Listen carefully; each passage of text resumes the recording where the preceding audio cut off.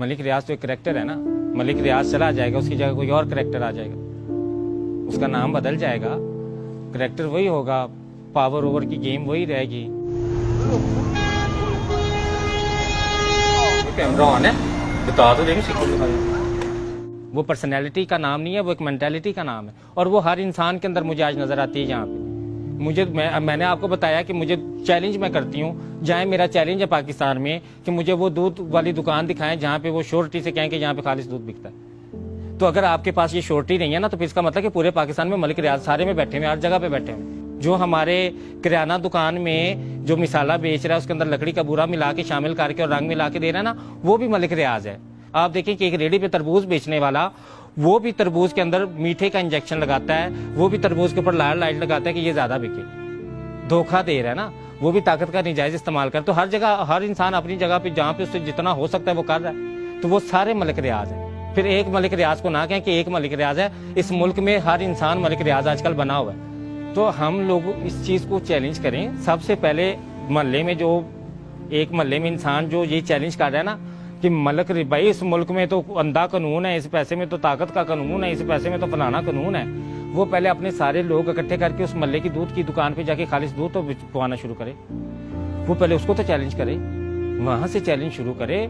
वो चैलेंज आहिस्ता आहिस्ता फिर आगे बढ़े। लोगों की पहले रूट जो नीचे है, जो जड़ें हैं, वहां से ये मसला शुरू करें ना सही करना।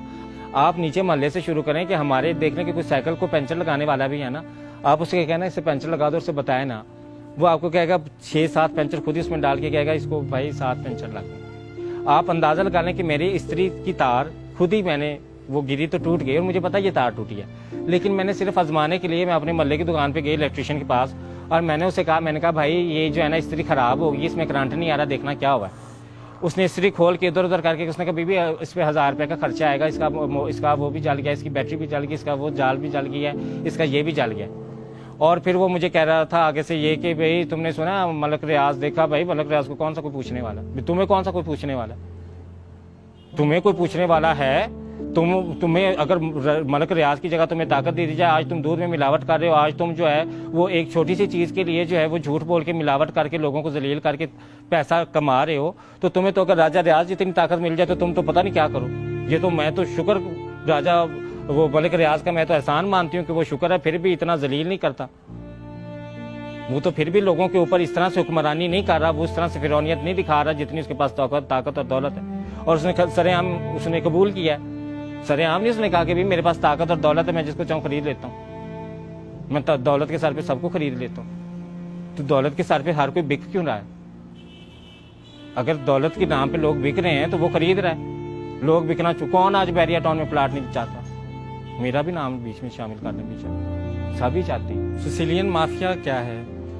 सिसिलियन माफिया का मतलब अगर हम मॉडर्न लैंग्वेज में देखें तो अपना इन्फ्लुएंस है इदारों के अंदर ना, वो इदारे जो आवाम के लिए बनाए गए, जो जमहूरियत के नाम पे इदारे बनाए गए, उन इदारों के अंदर इन्फ्लुएंस लोग करते हैं। तो आजकल जो पर्सनैलिटी सबसे फेमस है उन इदारों में इन्फ्लुएंस करने के लिए कि लोग उनके जो घर के अफराद हैं वो मजबूत तरीन इदारों का नाम ऐसे लेते हैं कि जैसे वो मतलब कि उनके इशारों पे नाचते हैं कि तुम्हें मैंने वार्निंग दी थी कि मेरे खामन से ना मिलना, अब तुम नहीं बाज आई, अब देखो मैं तुम्हारे साथ क्या करती हूँ, वो इदारे का नाम लेके बता रही कि उस इदारे से करवाती हूँ। तो ये सोच कहाँ से आई है?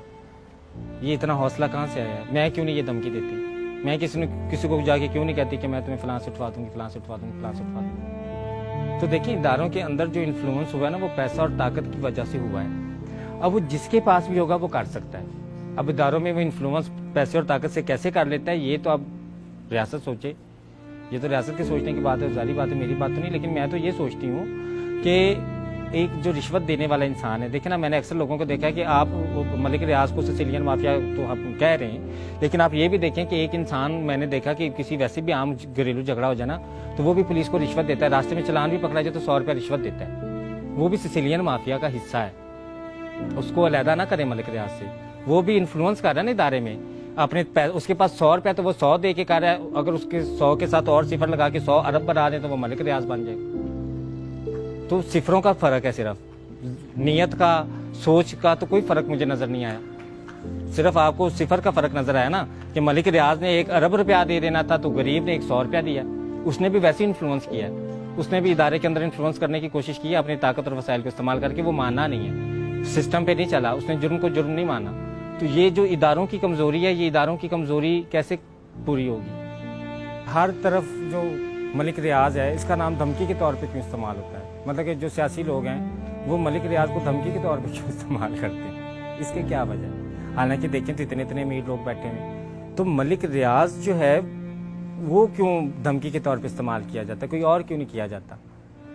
क्या कौन उसे इस्तेमाल करता है? कैसे, मतलब कि कैसे वो ये धमकी बना है? कैसे, क्यों इदारे उसको धमकी के तौर पे इस्तेमाल करते हैं? क्यों मलिक रियाज का इतना चर्चा किया जाता है? क्यों उसे बदनाम किया जाता है कि ये ताकत के नशे में धोता है और ये ताकत और दौलत का इस्तेमाल करके कुछ भी कर सकता है?